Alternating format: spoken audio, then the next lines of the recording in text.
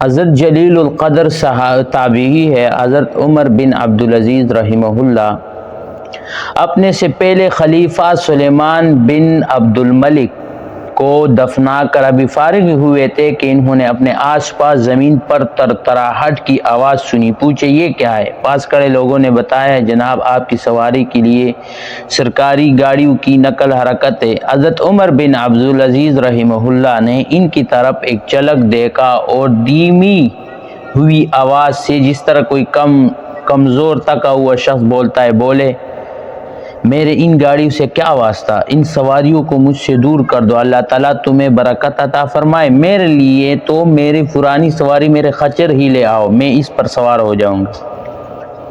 ابھی خچر پر بیٹھنا ہی چاہتے تھے کہ حفاظتی فوج کا جاق اور جو بند کمانڈر آپ کے آگے آگے چلنے کے لیے آپ پہنچا اور ان کے دائیں بائیں حفاظتی دستے کے چوکس جوان تھے، انہوں نے ہاتھ میں چمکدار نیزے پکڑے ہوئے تھے۔ حضرت عمر بن عبدالعزیز رحمہ اللہ نے ان کی طرف دیکھا اور فرمایا مجھے فوج کی وغیرہ کی ضرورت نہیں ہے کہ وہ میرے ساتھ چلے، میں تو عام مسلمانوں کی طرح ایک فرد ہوں، جس طرح عام آدمی صبح گھر سے نکلتا ہے شام کو لوٹ کر آتا ہے، اسی طرح میں بھی عام آدمیوں کی طرح زندگی بسر کروں گا۔ یہ کہہ کر آپ چل پڑے، لوگ بھی آپ کے ساتھ چل پڑے۔ آپ مسجد میں تشریف لائے، اعلان کیا الصلاۃ جامعۃ الصلاۃ جامعۃ، سب لوگ مسجد میں جمع ہو جائے۔ اعلان سنتے ہی لوگ مسجد کے طرف تیزی سے چلنے لگے اور ہر طرف سے گرو در گرو مسجد میں داخل ہونے لگے۔ جب لوگ جمع ہوئے تو آپ رحمہ اللہ نے خطبے کے بعد فرمایا یا ایھا الناس انی قد ابتلیت بھذا الامر علی غیری راع منی فیہ ولا طلب لہ، لوگوں مجھے ایک ذمہ داری سونپی گئی ہے جس کے متعلق نہ مجھ سے مشورہ لیا گیا اور نہ دیگر مسلمانوں سے ان کے متعلق مشورہ لیا گیا، اور نہ ہی میں خلافت کی اس اہم ذمہ داری کو اپنے لیے پسند کرتا ہوں۔ میری طرف سے تمہیں کھلی چھٹی ہے، جیسا چاہو اپنا خلیفہ منتخب کرو۔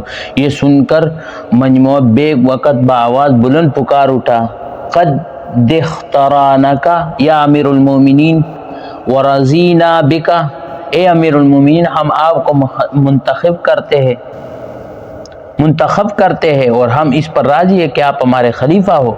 اب حکومت کی باغ دوڑ سنبھالے، یعنی اقتدار اللہ آپ کا حامی و ناصر ہوگا۔ جو آپ نے یہ صورتحال دیکھی کہ کوئی ایک بھی آواز ان کے خلاف نہیں اٹھی، سب اس پر مطمئن ہے کہ میں اس ذمہ داری کو سنبھالوں، تو آپ نے دوبارہ اللہ تعالیٰ کی حمد اور ثنا بیان کی اور درود و سلام پڑھا اور لوگوں کو 3 نصیحتیں کی۔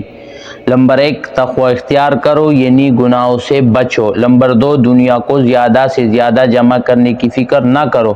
نمبر 3 آخرت کے لیے عمل سے زیادہ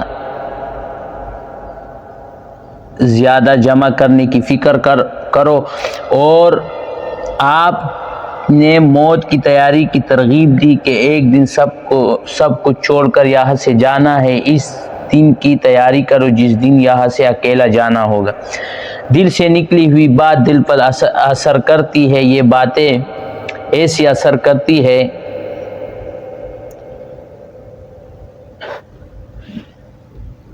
کہ لوگوں کی آنکھوں سے آنسو نکل آئے اور سخت سے سخت دل بھی نرم ہوتے گئے۔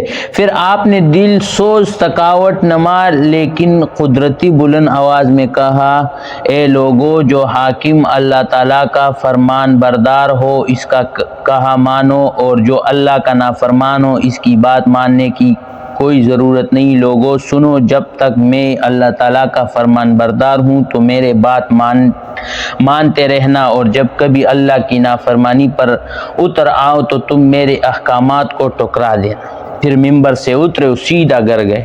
اپنے کمرے میں جا کر کچھ دیر آرام کرنے کے لیے بستر پر لیٹ گئے، کیونکہ اگر اپنے سے پہلے خلیفے کے وفات کے موقع پر شرکت کرنے اور ان کے کفن دفنوں کی وجہ سے آپ بہت تھک چکے تھے۔